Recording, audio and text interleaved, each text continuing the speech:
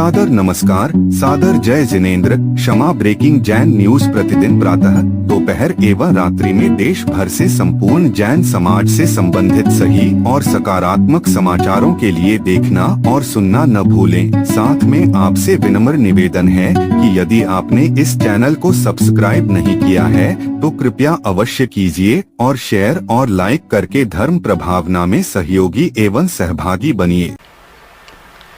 अब ये सामने रख रहा हूँ जो गुरुदेव ने दिया है कि अंत किसी का नहीं हुआ, अंत किसी का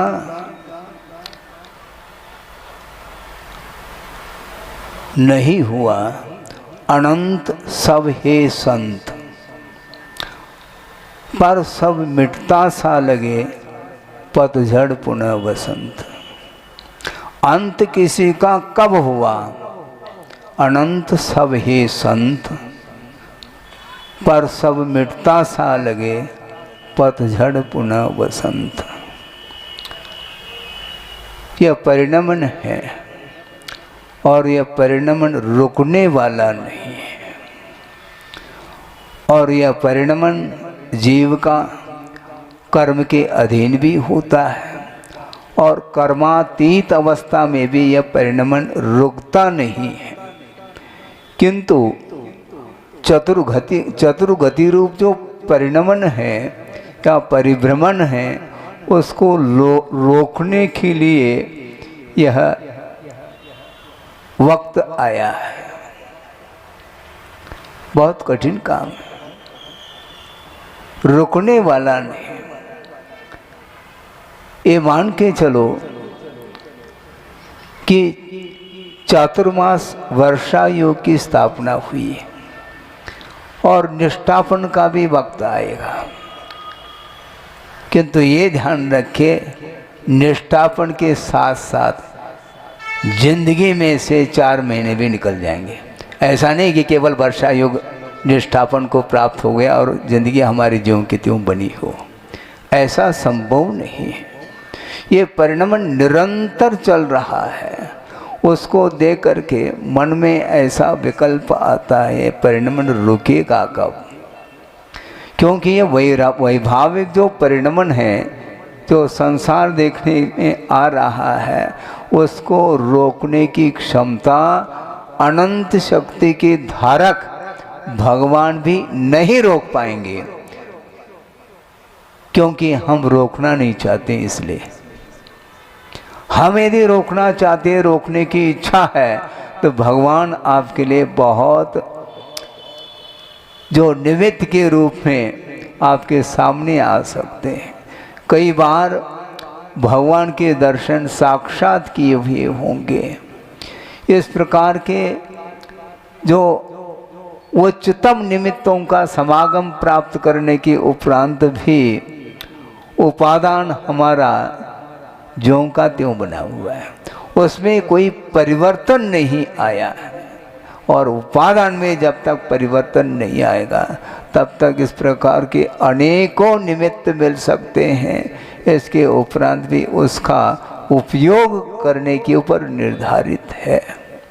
हम निमित्तों को पा तो लेते हैं, किंतु उसका सदुपयोग हम कितना कर पाते हैं। सदुपयोग और दुरुपयोग के ऊपर ही यह सारा वस्तु तत्व का परिणमन निर्धारित है। इसलिए गुरुदेव ने ये दोहा आपके सामने रखा है। सोचो, विचार करो, अंत किसी का कब हुआ। किसी का अंत नहीं होना है।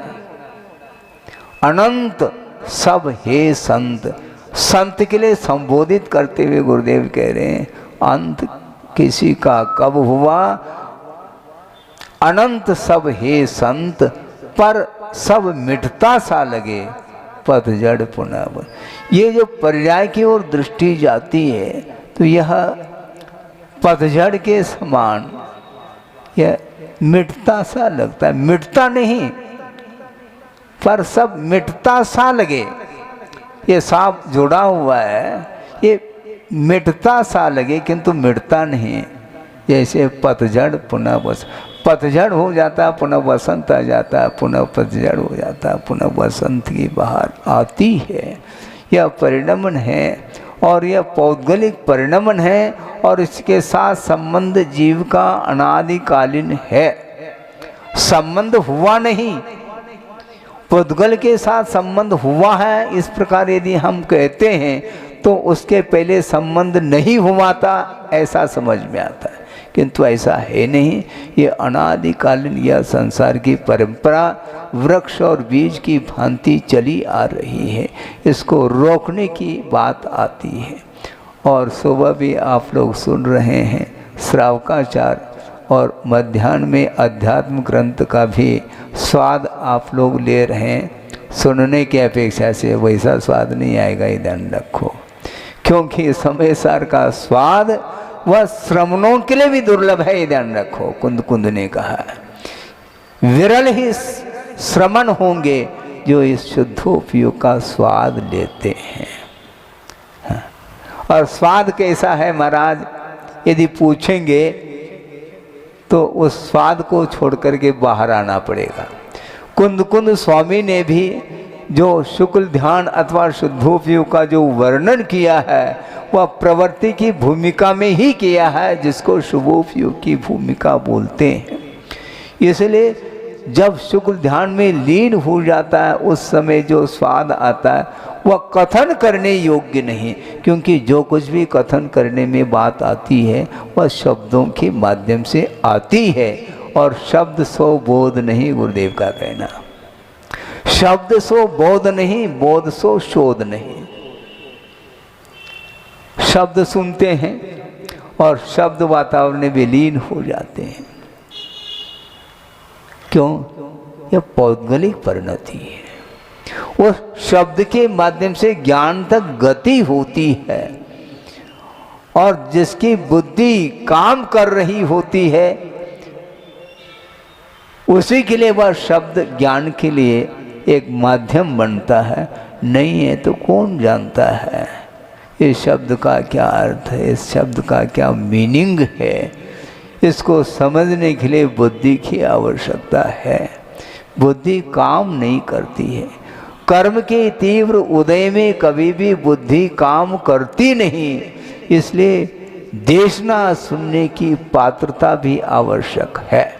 हम देशना तो देते चले जाते हैं, किंतु देशना को ग्रहण करने की योग्यता जिसके अंदर है वही व्यक्ति उस देशना को ग्रहण करता है।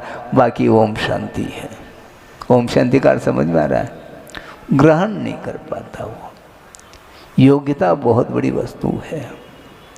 योग्यता, सामर्थ्य अथवा क्षमता के बिना कोई भी चीज़ हासिल नहीं होती है। और दूसरी बात यह है, निम्नतम पर्याय को जिसने प्राप्त कर लिया है उसके प्रति आपकी दृष्टि उपेक्षा की दृष्टि हो सकती है, किंतु उसके अंदर जो छिपी हुई आत्मा, उसको पकड़ना, उसको समझना, उसको पढ़ना बहुत कठिन है।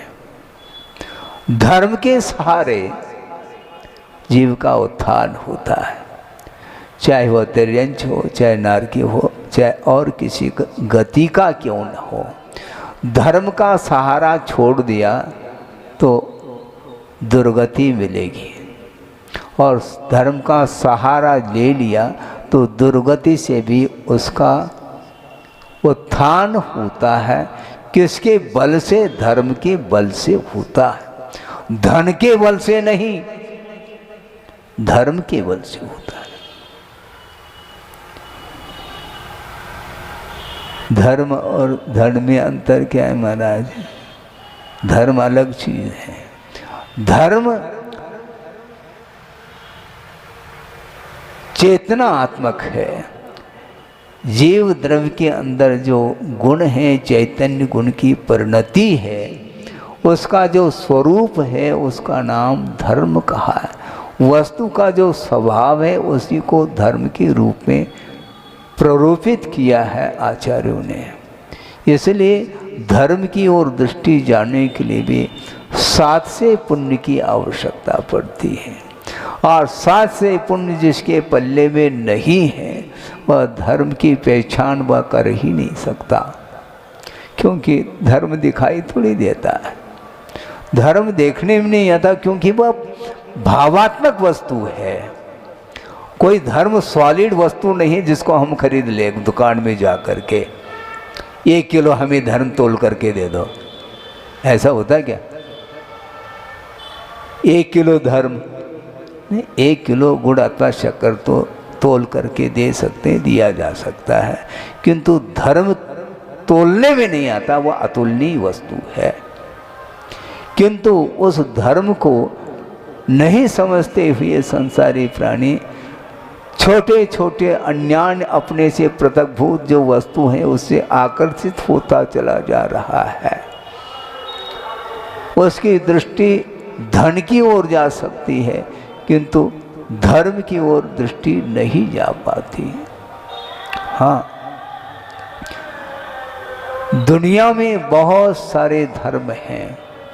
हाँ, वस्तु के विभिन्न जो प्रकार हैं, विभिन्न अवस्थाओं के अपेक्षा से उसी को लेकर के वह धर्म की संज्ञा दे रहे हैं, किंतु वस्तु का जो स्वरूप है वही धर्म हो सकता है, और वस्तु की जो वैभाविक परिणति है वह धर्म नहीं हो सकता।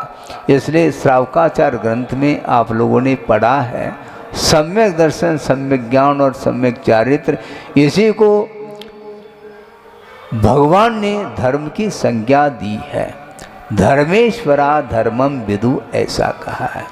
इसको छोड़ करके इसके ठीक जो विपरीत तत्व हैं, मिथ्या दर्शन, मिथ्या ज्ञान और मिथ्या चारित्र, ये धर्म की कोटि में इसलिए नहीं आ सकते हैं क्योंकि यह भव पद्धति भवंती ऐसा कहा, क्योंकि ये विपरीत जो अतत्व श्रद्धान आदि रूप जो परिणति है, जीव की परिणति जिसके माध्यम से उसके अंदर विपरीतता आई है, वह वस्तुतः धर्म का स्वरूप नहीं हो सकता।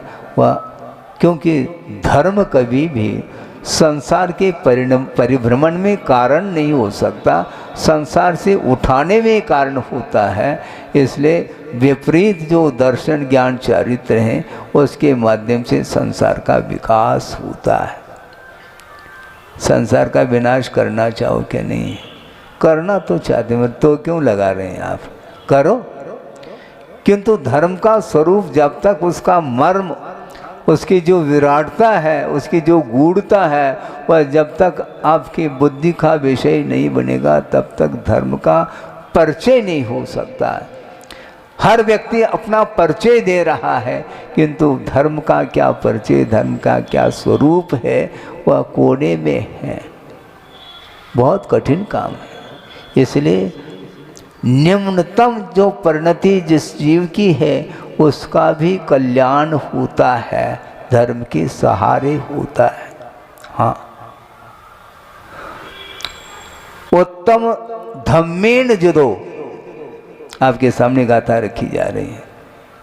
ये भी स्वाध्याय है, ये ध्यान रखो। स्वाध्याय और प्रवचन में अंतर क्या है? स्वाध्याय का एक अंग है उपदेश, धर्मोपदेश इसको बोलते हैं, यह भी एक स्वाध्याय का ही अंग है। इसलिए उत्तम धम्मेन जुदो हवदि तिरिखोवि उत्तमो देवो, और चंडालो भी सुरिंदो उत्तम धम्मेन संभवति ऐसा कहा है। उत्तम धर्म का जो आधार लेता है वह चांडाल भी क्यों ना हो, वह सुरेंद्र पद को प्राप्त करता है। ये कौन कह रहे हैं? आचार्य कह रहे हैं। एक तिर्यंच है जिसको आप क्या मानते हैं? पशु आ जाए तो एक व्यक्ति लट लेकर के खड़ा है, लेकिन उसके अंदर भी आत्मा ही, ध्यान रखो। हाँ, लठ दिखाने से वह चला जाएगा, लेकिन उसके अंदर से धर्म नहीं जा सकता, ये ध्यान रखो। उत्तम धम्मेन जुदो तिरिखो भी हवदि उत्तमो देवो, वह उत्तम देव पर्याय को प्राप्त करता है। वैमानिक जो देव हैं, स्वर्गीय देव, उस पर्याय को भी वह प्राप्त करता है, धर्म के आलम्बन से करता है, धन के आलम से नहीं।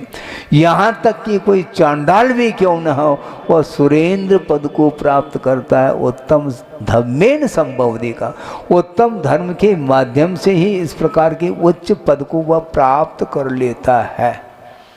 और धर्म का सहारा छोड़ दिया तो पतन प्रारंभ होता है।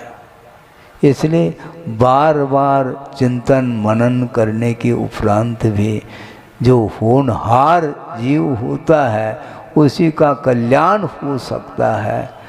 पहले भी हमने प्रसंग के अनुरूप कहा था, व्यक्तिगत संसार का अंत हो सकता है किंतु पूरे के पूरे संसार का अंत न हुआ न होगा। इस धरती से अनंतानंत जीव तीर्थंकर पद को प्राप्त करके मुक्त हुए हैं और सामान्य जो साधक हैं उन्होंने भी केवल ज्ञान को प्राप्त करके शुद्ध अवस्था को प्राप्त हुए हैं। इसके उपरांत भी संसार ज्यों का त्यों बना हुआ है। महाराज संसार में से इतने जीव निकल गए, संसार में कमी तो आनी चाहिए, नहीं आ सकती। इसी का नाम अनंत है, इसी का नाम अनंत। एंड नहीं होगा, न बिगनिंग है न एंड है। सबद्धा इन्हें हमेशा संसार का स्वरूप देखने में आएगा।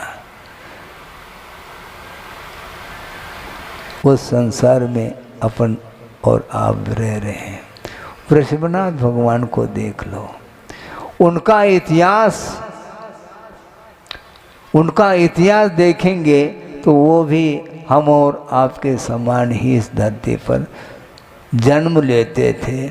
उनका भी पतन हुआ, उत्थान हुआ। पतन और उत्थान ये निरंतर होता चला जाता है।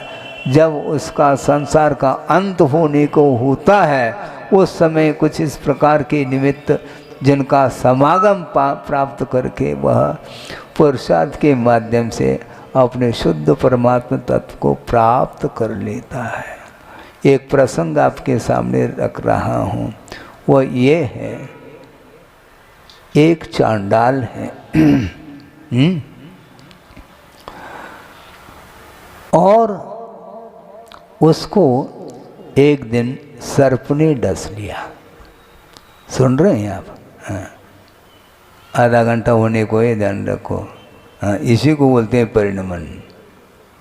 घड़ी बंद नहीं है, ये घड़ी यहाँ से उठा भी लो तो भी परिणमन रुकने वाला नहीं है। तो मैं ये कह रहा था, वह चांडाल है जो निंदनीय कुल में जिसका जन्म हुआ है और उसको एक दिन सर्प ने डस लिया। इसलिए परिवार के लोग उसको उठा करके स्मशान में छोड़ दिया उसको। सोचना, विचार करना। और उस स्मशान में एक रिद्धिधारी मुनि महाराज ध्यानस्थ हैं। और कौन सी रिद्धि है उनके अंदर? औषध रिद्धि। और उनके बदन से हवा स्पर्शित होकर के उस चांडाल को जहाँ बैठा था उसको छोड़ दिया था। उनके साथ उसका स्पर्श हो गया। सुनो, क्या विशेषता होगी औषध रिद्धि के धारी मुनि महाराज और उनके निमित्त से जो हवा बह करके वहाँ तक पहुँची है जहाँ पर चांडाल का वह मृत शरीर डला हुआ है और उसके माध्यम से पुनः जीवित हो जाता है। परिवार वालों ने सोचा था यह मृत हुआ है, लेकिन मृत नहीं हुआ था, पुनः जीवित हो गया। और जीवित होते ही उसने सोचा ये किसका प्रभाव है, यहाँ पर कोई भी व्यक्ति नहीं है। और स्मशान में कौन जाता है? वहाँ पर पिकनिक मनाने के लिए थोड़ी कोई लोग जाते हैं। आजकल की बात अलग होगी, किंतु स्मशान तो स्मशान है। और स्मशान घाट में केवल शव लेकर के उसकी अंत्येष्टि करने के लिए ले जाते हैं और वह देख रहा है यहाँ पर कोई भी नहीं है, एक दिगंबर संत हैं जो ध्यान में लीन है। उसने सोचा इसी वीतरागी मुद्रा का प्रभाव है जो मेरे प्राण आ गए हैं, और उसने उसी दिन से प्रण ले लिया कि 14 के दिन मैं किसी भी प्रकार से वध नहीं करूँगा। यह प्रसंग आचार्य समंतभद्र स्वामी ने रत्नकुंड श्रावकाचार्य में दिया है, आगे प्रकरण आने वाला है, सोचो विचार करो। लेकिन समस्या ये आ गई, राजकुमार ने ही एकांत में बगीचे में जा कर के एक पशु का वध करके उसने मांस का भक्षण किया, और यह वार्ता राजा तक पहुंच गई। कैसे पहुंच गई कि वह बगीचे में गया है और ये कृत्य किया, लेकिन उसी बगीचे में पेड़ पर एक माली चढ़ करके खड़ा था कि उसने देख लिया था। देखने के उपरांत धीरे से अपनी पत्नी को वह कह रहा कि इस प्रकार की घटना घटी है, और यह वार्ता वहाँ तक पहुँच गई। कहाँ तक?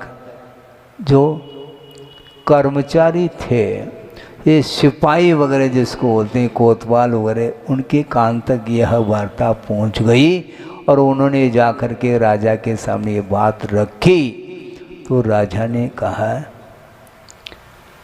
किसने किया है? जिसने किया है उसको ले आओ और उसको प्राण दंड देना है। और इस प्रकार की उन्होंने जब बात कही राजा ने, तो सारे सारे वो सिपाही कोतवाल आ गए। वो प्राण दंड कौन देगा? जल्लाद देगा ना, क्या बोलते हैं उनको, वही बोलते हैं, हाँ। और उसके घर पहुंच गए और उन्होंने कहा कि कहाँ पर है? उस चांडाल के घर पहुँचे हैं और उसकी पत्नी को पूछ रहे हैं वो कहाँ है। लेकिन इसके पहले ही उसने अपनी पत्नी को कह रखा था कि कोई भी आ जाए तो कह देना कि वो बाहर चले गए, और वह घर में ही बैठा था। लेकिन कोतवाल अधिक आ गए और पूछा कहाँ गए? वो बाहर गए। अरे वो अभागा है, यदि आज के दिन वह प्राण दंड देता तो उसके लिए पारितोषिक के रूप में उसको संपदा मिल जाती, लेकिन उसके भाग्य में है कहाँ। इस प्रकार सुनते ही पत्नी के मन में लोभ जागृत होता है, और उसने कहा वो बाहर गए हैं, और बोल रहे और संकेत कर रहे भीतर है, और भीतर जा कर के उसको ले करके गए। हाँ ले जा, कोई बाधा नहीं। गए और किसने पशु का वध किया है? सही सही बताओ। पूछा राजा ने कि महाराज आपके सामने बताने में भय लगता है। किसी व्यक्ति ने कहा, क्योंकि माली को भी ले गए थे। उसने कहा कि राजन मुझे बहुत भय लगता है, मैं भयभूत हूँ, इसलिए मैं कहने में सक्षम नहीं हूँ। तो राजा कहता तुम्हें जल्दी कहो तो देख। तो उसने कहा कि राजन आपका जो पुत्र है उसी ने पशु का वध करके मांस का भक्षण किया है। पुत्र? वो पुत्र कैसा हो सकता है? पुत्र हो चाहे कोई भी हो, दोनों को। ये जो चांडाल है वह कह रहा है कि आज 14 है और हमने प्रण लिया है, आप जानो आपका काम जाने, मैं आज तो वध नहीं करूँगा, आपको जो करना वो करो, क्योंकि आप राजा है। तो राजा कहता है ये भी कोई प्रण होता है क्या? 14 के दिन वध का त्याग। पकड़ करके ले आओ, चाहे वह चांडाल हो चाहे वह राजा का पुत्र हो, दोनों को बंद करके उसको कहाँ फेंकना है? उसने कहा, राजा ने, वो सरोवर में तालाब में फेंको जहाँ पर मगरमच्छ आदि जंतु होते हैं, तो वहाँ पर फेंक करके आना। तो गए और दोनों को जो ही उस सरोवर में फेंका तो चांडाल की रक्षा हो जाती है और राजा का जो राजपुत्र था उसको नोच नोच करके वह जली जंतु सब उसको समाप्त कर देते हैं। एक इसका प्रभाव। चांडाल की रक्षा क्यों हो गई? वो तो निंदनीय कुल में पैदा हुआ है। तुम्हारे दृष्टि में वह कुल निंदनीय हो या कुछ भी हो, उसने जो संकल्प लिया है, जो प्रण ले रखा है, उसकी जो प्रतिज्ञा है, वो प्राण चले जाए लेकिन हम प्रतिज्ञा नहीं तोड़ेंगे, इस प्रकार का उसका संकल्प था।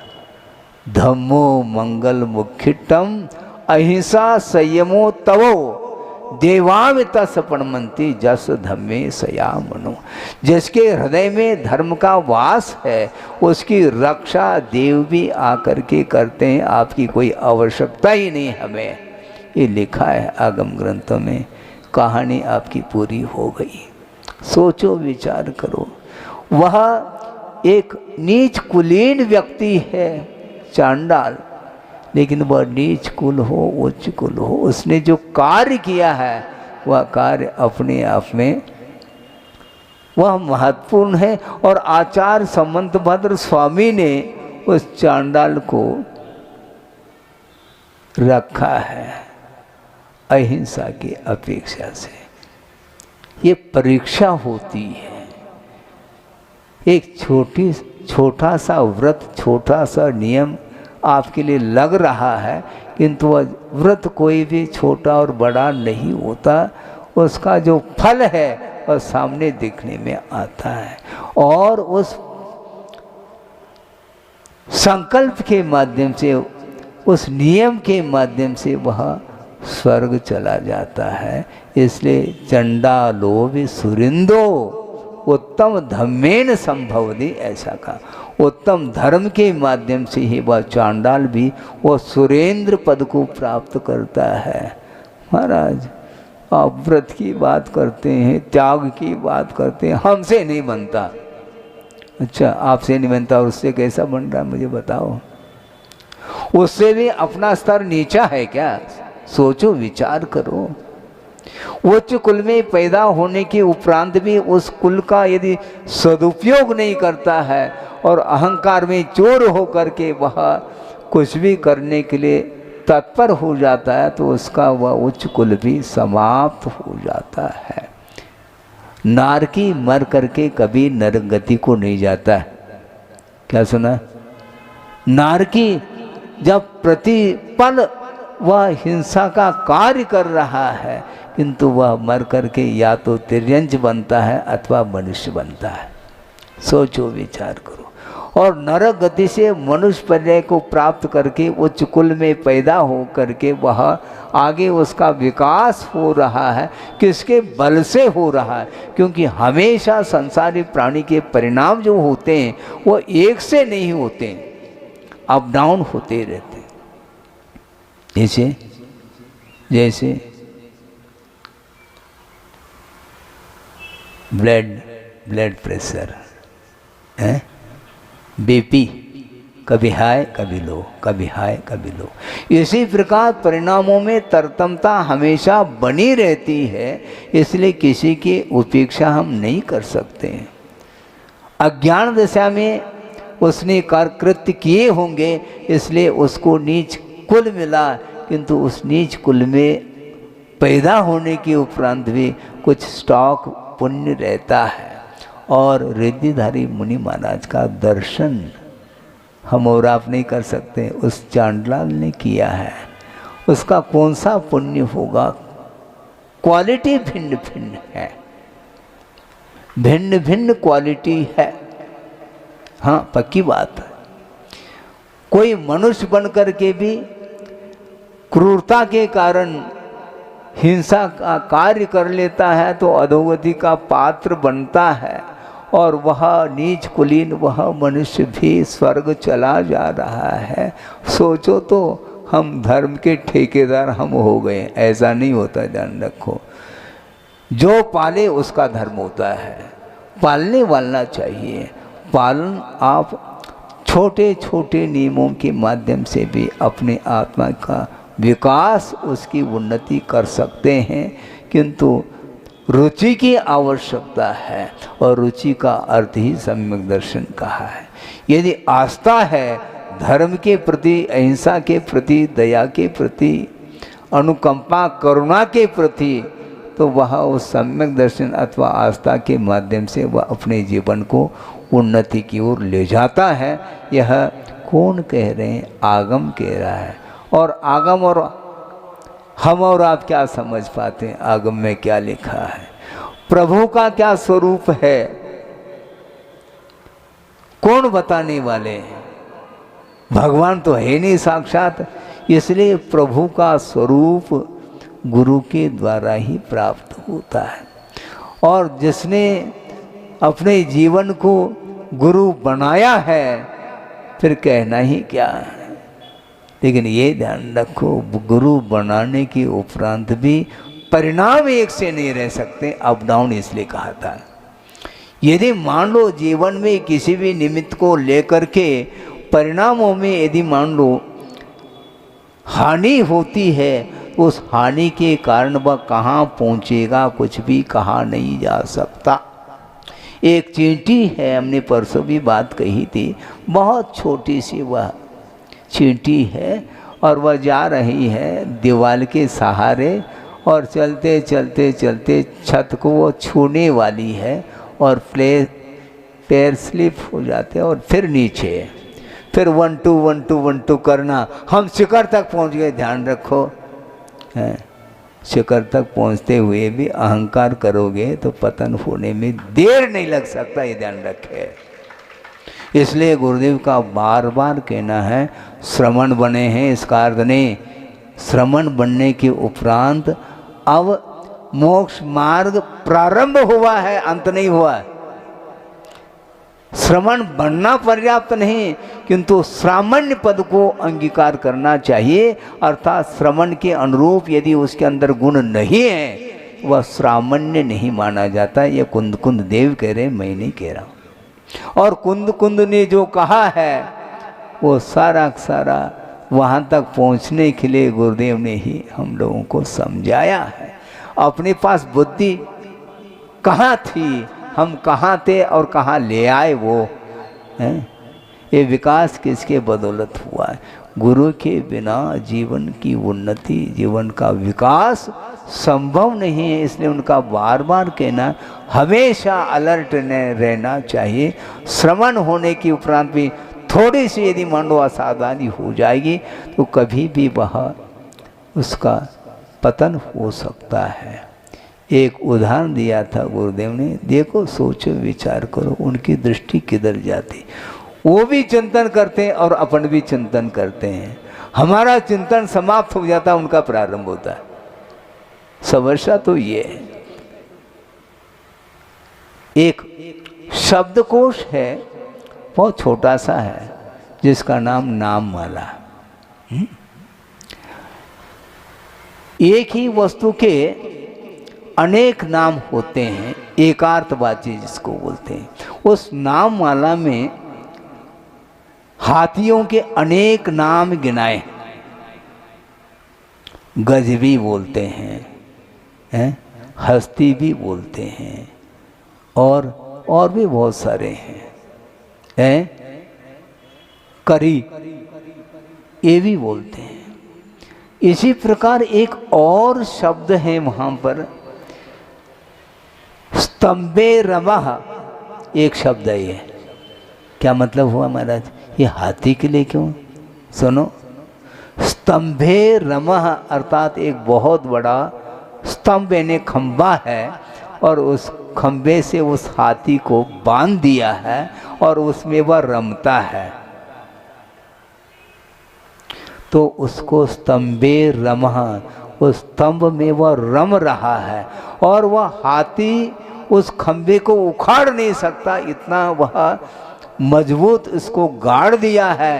लेकिन ये ध्यान रखो, हाथी खाली खड़ा नहीं रहता, वह रमता रहता है।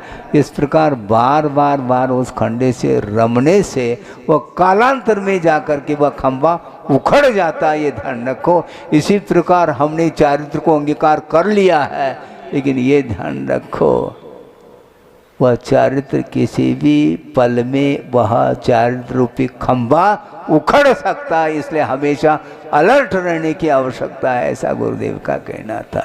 हमने भी स्तंभे रम सुना तो था, लेकिन इस प्रकार अर्थ जो गुरुदेव ने दिया बहुत अनूठा अर्थ है वो।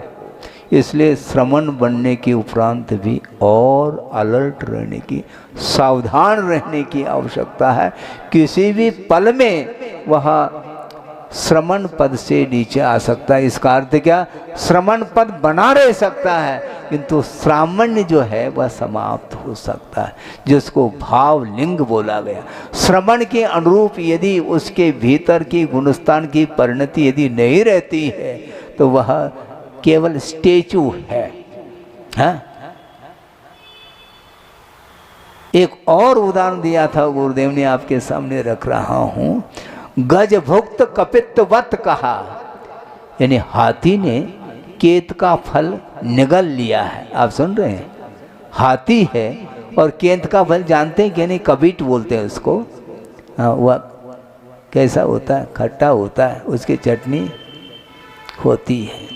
तो उस हाथी ने उस कबीट का जो फल है उसको साबुत निगल लिया और भीतर जाकर के उसका सारा रस शोषित हो जाता है और वह ज्यों का त्यों वह बाहर आ जाता है। उसी प्रकार श्रमण बनने के उपरांत यदि वह भावलिंग चला गया तो वह गजभुक्त कपित्वत कहा, वो केवल खोखला माना जाता है, ये ध्यान रखो। इसलिए मोक्ष तक पहुंचना है, खेल नहीं है। भावलिंग यदि नहीं है तो उस लिंग का कोई मूल ही नहीं, क्योंकि अभव्य भी अपने जीवन में इस जिनलिंग को अंगीकार कर लेता है, किंतु उसको मुक्ति नहीं मिलने वाली है, ध्यान रखो। अभव्य कभी भी मोक्ष जा ही नहीं सकता। महाराज फिर उसने जिनलिंग को अंगीकार क्यों किया, फिजूल कर लिया उसने। उसकी धारणा ये है, इस बिना जिनलिंग को अंगीकार किए हमें वो जो नवे ग्रेवे की ऊंचाई हम छू नहीं पाएंगे, और टारगेट बना लिया है धम्मम भोग निमित्तम सदहदी। धर्म का आश्रय जो उसने लिया है, उस अभव्य ने एकमात्र भोग के निमित्त को लेकर के ही वह साधना कर रहा है। साधना तो उसकी जारी है रात दिन, किंतु एम क्या है, उसका लक्ष्य क्या है, केवल 9 ग्रेवे को प्राप्त करना। और वहाँ पर 31 सागर की उत्कृष्ट आयु है और वहाँ पर पर्याप्त मात्रा में भोग्य सामग्री मिलेगी और उसका मैं स्वाद लेता रहूँगा सागरूपम काल तक। इस लक्ष्य को बना करके इस इरादे के साथ वह चल रहा है, इसलिए उस जिनलिंग लेने की कोई भी सार्थकता सिद्ध नहीं होती है। और अतीत में इस प्रकार के द्रव्यलिंग को अनंत बार अंगीकार किया है, इसके उपरांत भी इस धरती पर क्यों है, बहुत बड़ा प्रश्न चिन्ह है ये।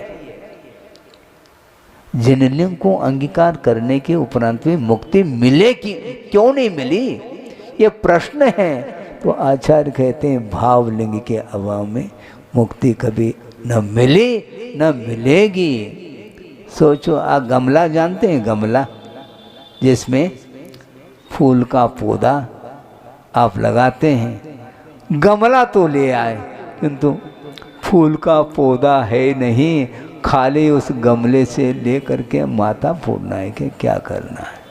उसी प्रकार जिनलिंग को अंगीकार करने के उपरांत भी तदनुरूप यदि परिणति, भीतरी परिणति नहीं है तो कभी भी आत्मा का विकास नहीं हो सकता, बल्कि उस शरीराश्रित साधना के माध्यम से भौतिक वस्तु को तो वह प्राप्त कर सकता है, पंचेंद्र के विषयों को तो वह प्राप्त कर सकता है, किंतु अतीत अपने इंद्रियातीत जो अनंत सुख है, ओम शांति, किसी को मिलने वाली नहीं है। इसलिए बार बार गुरुदेव कहते हैं श्रवण पद को अंगीकार किया है, ध्यान रखो, बहुत बड़ा पुण्य का उदय था तुम्हारा, लेकिन अब इसको सुरक्षित रखो। दीक्षित हो गए ये अलग वस्तु, किंतु गुणस्थान में तुम्हें दे नहीं पाऊंगा, ये स्वयं की ही साधना के ऊपर निर्धारित है। इसलिए हमेशा अपने को अहंकार को साइड में रख करके, क्योंकि जिस प्रकार केशलोच करता है श्रवण, बालों को उखाड़ करके फेंक देता है, उसी प्रकार अहंकार रूपी बालों को भी उखाड़ करके फेंकेगा, तभी जा करके उसको वह पंचम गति मिल सकती है, जिसको शुद्ध गति बोलते हैं। खेल नहीं है।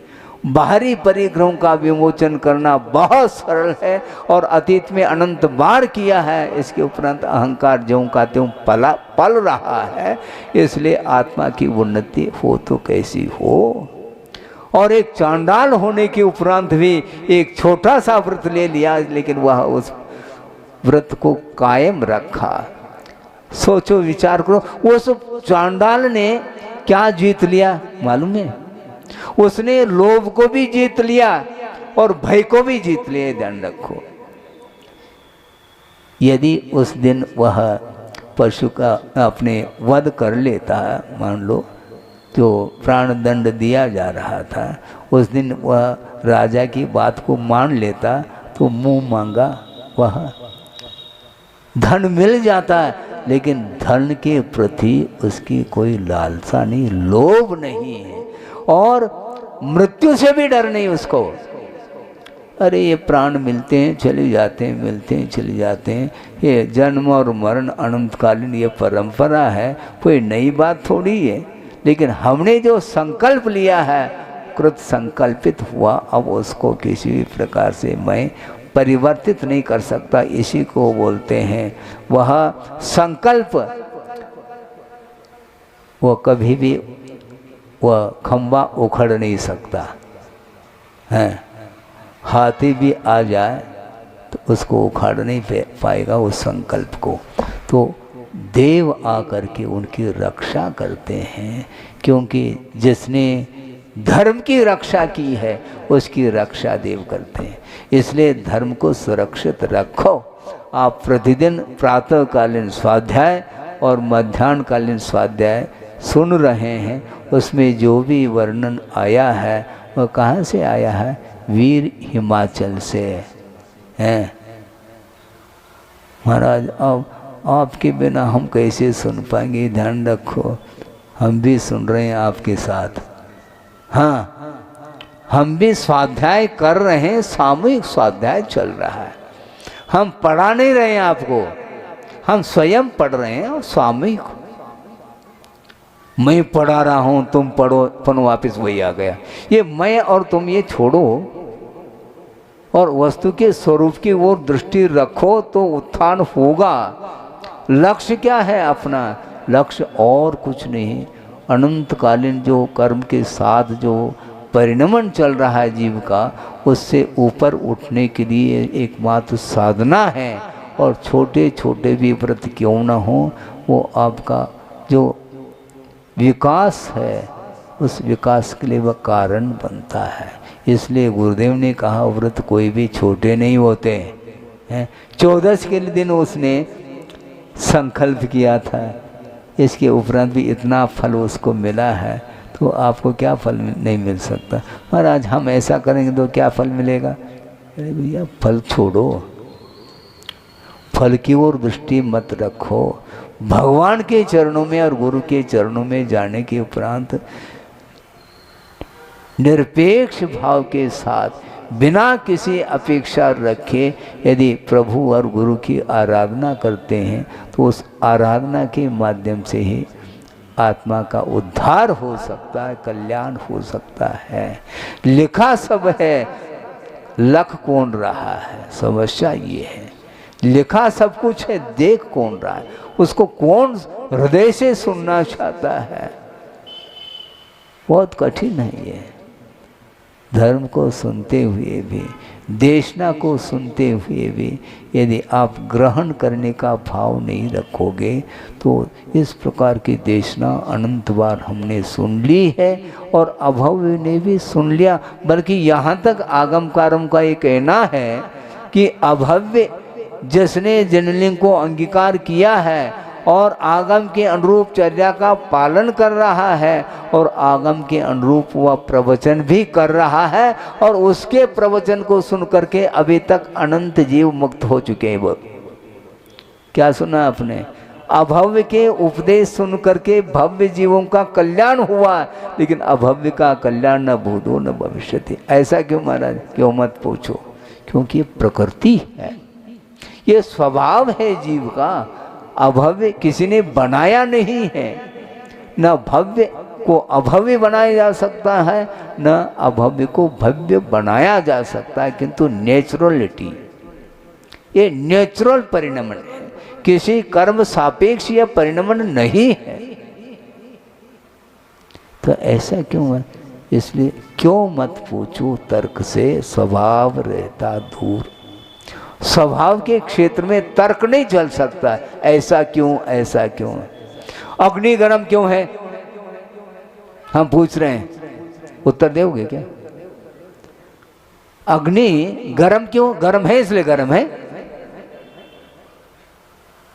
हाँ, नीम कड़वा क्यों है? इसलिए किसी कारण से उसमें थोड़ी कड़वाहट आई है, स्वभाव से है वो। उसी प्रकार अभव्य स्वभाव से है, वो कभी भी मोक्ष का भाजन नहीं बन सकता, मोक्ष का पात्र वो है ही नहीं। तो महाराज ये अभव्य की पहचान कुछ है क्या? नहीं। आचार्य कहते हैं अभव्य कौन है, भव्य कौन है, इसका परिज्ञान ये केवल ज्ञान गम्य है, ये दिव्य ज्ञान का विषय है। केवली भगवान के अलावा न अवधि ज्ञानी जान सकता है, न मनपरी ज्ञानी जान सकता, न और कोई रिद्धिधारी गणधर परमेष्टि आदि किसी का भी ये विषय नहीं बन सकता।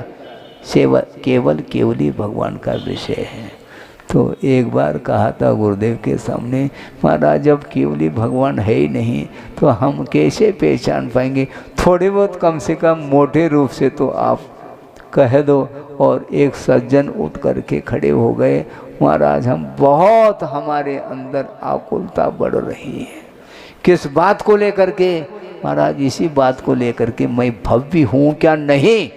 तो गुरुदेव ने कहा बैठ जाओ, तुम भव्य हो। क्योंकि अभव्य को आकुलता होती नहीं, क्योंकि अभव्य के दृष्टि में मोक्ष कोई भी वस्तु ही नहीं। और जिसको आकुलता है तो इसका अर्थ उसको फिक्र है, हाँ मैं अभव्य हूँ क्या नहीं हूँ, हाँ मैं भव्य हूँ क्या नहीं हूँ, ये चिंता है उसको। लेकिन अभव्य को कभी चिंता होती ही नहीं। लाख कोशिश करो कभी भी वह अभव्य भव्य के रूप में परिणत नहीं हो सकता। ये सिद्धांत है, इसलिए वहाँ तक हमारी गति नहीं है। हम अपने छद्मस्त ज्ञान के माध्यम से परख नहीं कर सकते, किंतु आचार्यों ने जो कहा है वह करते चले जाइए। निरंतर आप आगम के अनुरूप, अपनी शक्ति के अनुरूप यदि समीचीन आचरण के साथ चलते हैं और बड़ी आस्था और एक प्रकार से आदर और बहुमान के साथ यदि आप धर्म की आराधना करते हैं तो निश्चित रूप से वह संसार का अंत हो सकता है। होने के बाद ही मालूम पड़ेगा कि हाँ हम भव्य ठहरे। उसके पहले छद्मस्त अवस्था में किसी को ज्ञात ही नहीं कि कौन क्या है। सब अंधेरे में चल रहे हैं, लेकिन ये ध्यान रखो, आस्था रखो। और वह आस्था भी वस्तुतः एक चरणानी की पद्धति से ही है कि कौन सम्यक दृष्टि मिथ्या दृष्टि इसका भी परिज्ञान हम और आप परोक्ष ज्ञान के माध्यम से कर नहीं सकते हैं, इसलिए उसमें नहीं जाना। किंतु जो कहा है आगमकारों ने और गुरुओं ने जो संकेत दिए हैं उस संकेत को बिल्कुल आस्था के साथ पालन करेंगे तो निश्चित रूप से आत्मा का कल्याण हो सकता है। हो इस पवित्र भावना के साथ अहिंसा परमो धर्म की जय।